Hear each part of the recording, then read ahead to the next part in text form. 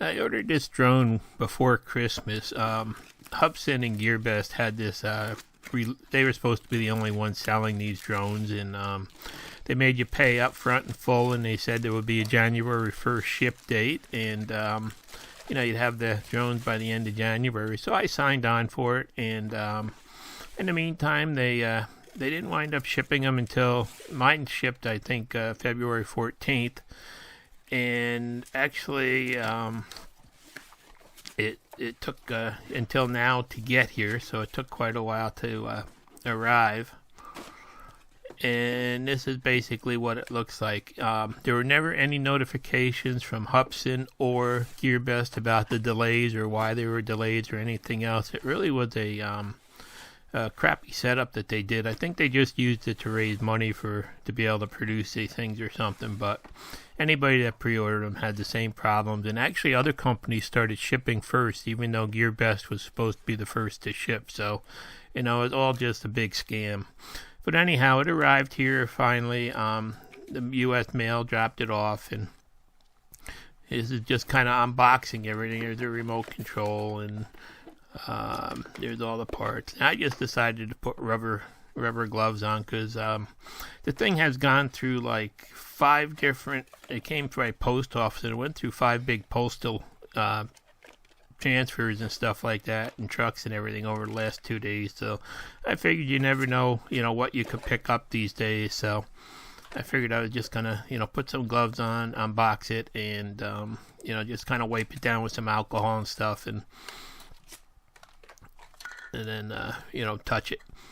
So basically everything arrived, but that cover there was hanging off of it, and you can see the bottom of the camera where it looks like the camera was beating on that thing the whole ways.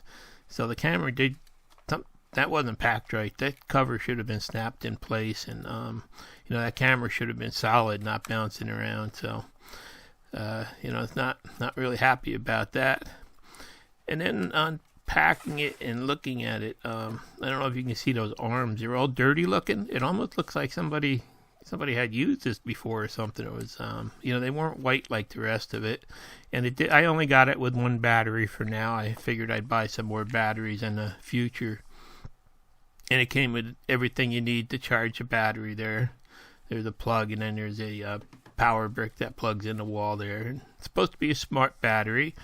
And it's supposed to be, for the price range, it's supposed to be a fairly advanced drone that will do things like follow me around the yard, and I'll be able to use it instead of a tripod, set it up and have it take videos while I'm working in the garden and stuff. So that was the main reason I bought it, and I put everything on to charge it up. And there's the remote control there, a couple of antennas that go up, and little spot that pulls out to hold your cell phone there. And that all looks good. And then they give you a little USB cable, and I've got to charge that up too before using it. So I'm getting everything charged up first.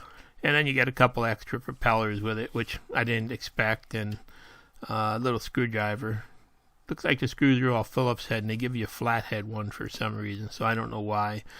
And then 3 cables depending on the type of phone. One for a Android, one for a USB-C, and one for a Apple phone. So I got that all cleaned up and wiped down, and decided to get out this case. Now this is a Keter case that I bought on Amazon a couple months ago, right after I ordered the drone. I was looking for something to put the drone in, and I had no idea if it would fit. But I put it in my cart on Amazon, and it was $29. Then I went back and I checked the cart the next day, and it was down to $19. And that was getting pretty tempting. And then the following day I checked the cart, and it was down to $13. So I immediately ordered one, whether it fit or not. And as you can see here, this actually fits. It looks like there was a closeout on these. I don't see them on there anymore. It says unavailable, but it's a really nice case, all padded. Has this little box that fits right in there that will hold all the extra parts and small items and stuff. And it's got some dividers in there that keep everything, basically separated, room for a couple of tools. And it's a really nice hard-sided case. So I had saved some of these foam blocks from some things that were shipped to me quite a while ago, and I always wondered what I was going to do with them, and found out that they actually were about the right size for what I needed here. So I started cutting them down, and then taking the blocks out that were you can just tear the blocks out, but it's a lot cleaner if you just cut on the lines with I used a new knife blade, one of the utility knife blades, just to score through halfway from each side, and that made it real easy to get a nice clean cut. And there you can see the drone actually fit perfect in that first one there. And there was one little section of molded in tool holders there that was kind of too low to hit down on the propellers there.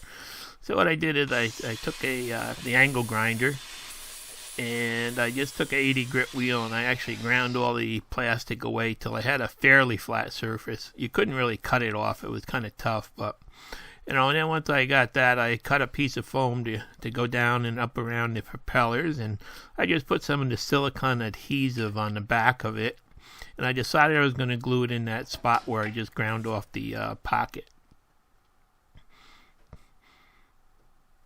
And just lined it up there, closed the case, and it's got a nice little compression on the drone to hold it in place, and it hides all that nasty stuff that I just ground away. So, it looks like it was made for the drone that way.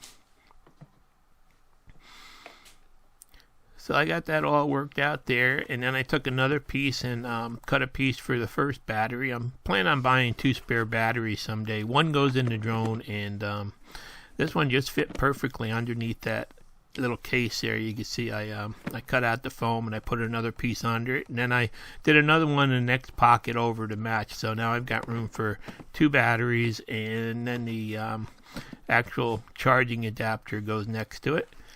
And then I cut a little bit of foam to go in that other section there. I had to pull out one more of the dividers and glued another foam on top there. And after about an hour of cutting and hacking that foam, I had a real nice solution for carrying it around. And someday I have enough room to put a GoPro in there too. So here we go. I'm going to go upstairs and try to start it up my first time here. So you can see everything's really well protected and fits in there good. So I'm real happy with this case, the way it worked out. Even those little cables fit right in that holder there. So first thing you have to do is swing out the arms there, and then you have to, there you can see those arms are really dirty looking. I don't know if it's the way they molded them or what, but it kind of looks like it was used almost. And put the battery in there, and you really have to make sure that you push until those 2 things snap forward. And then it's time to take that gimbal cover off, and that snaps right off. But you can see the bottom of the camera is kind of beat up from swinging around, and the bottom of the gimbal swinging around during shipping. So hopefully that won't bother it. We'll find out. So there it is, all ready to go. Then I got to plug my phone into the controller, and I tried plugging the wire in with the case on it. The cable just has such a big end on it, it wouldn't fit. And I tried cutting away the case some to get it to fit in there, but it still didn't make a good connection. It said the USB didn't connect. So there's how the controller opens up and the phone actually snaps into it like that. But in the end, I wound up just going back and actually taking the phone out of the case, because it's hard to get to the on switch and everything else. So it does fit with the case, but I just was getting a USB not connected message with the case on there and the cable plugged in.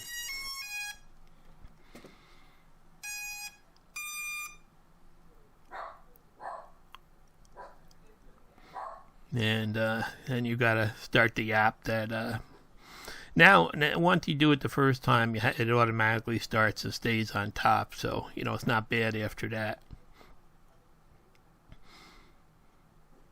But the first time you have to go in and enter the device and get things going.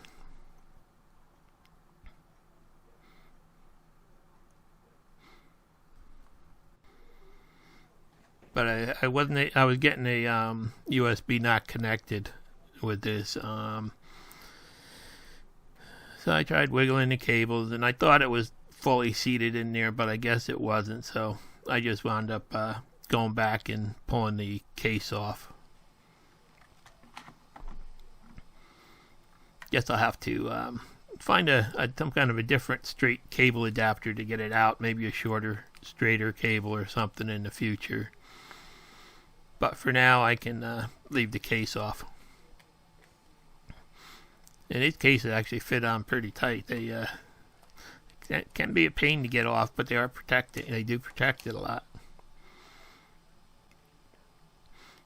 So with that off and everything fully plugged in, I was able to, finally connect and get the phone connected to the controller in the aircraft.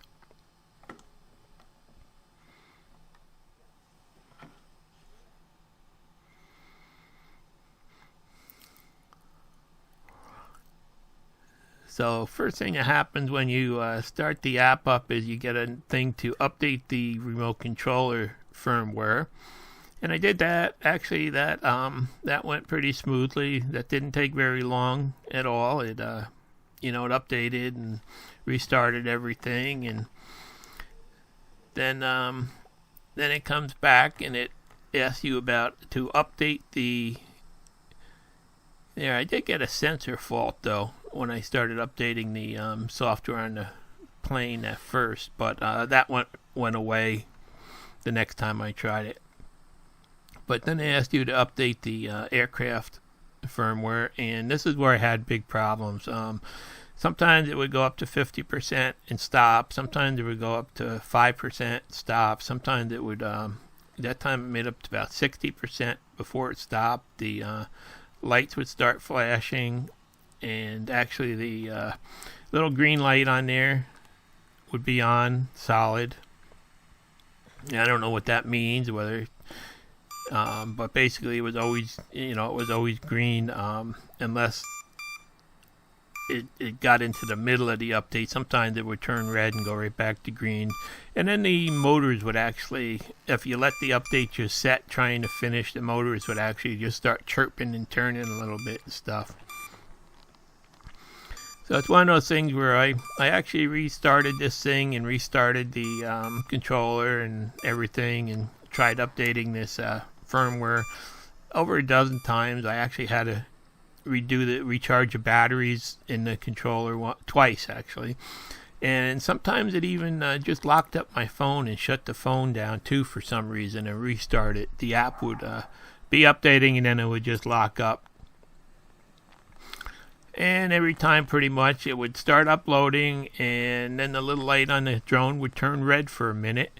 It would say disconnected, and then the light on the drone would turn green, and it would go back to connected, and the lights would lock up, and everything would go bad again, and never really could finish the update. I spent probably about 8 hours on this, and actually I did try a recovery software piece that the QC guy has on his page after doing this for a while, and that didn't work either.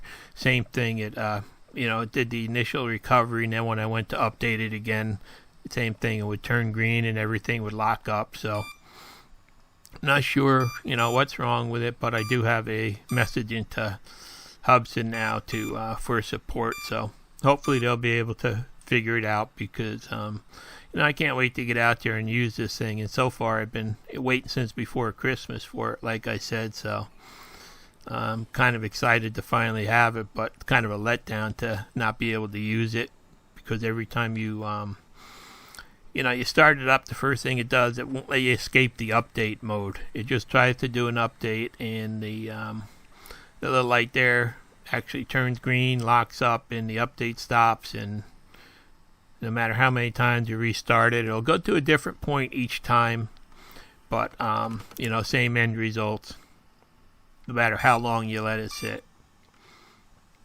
So here it is about midnight, and I'm finally about beat with this thing, ready to run it over with my truck. And I just kept trying. Just hoping and praying something would happen, but nothing. And kept recharging the batteries as they died during the day. I guess you never know when you're dealing with this junk from China. Either you get a good one or you don't, seems like.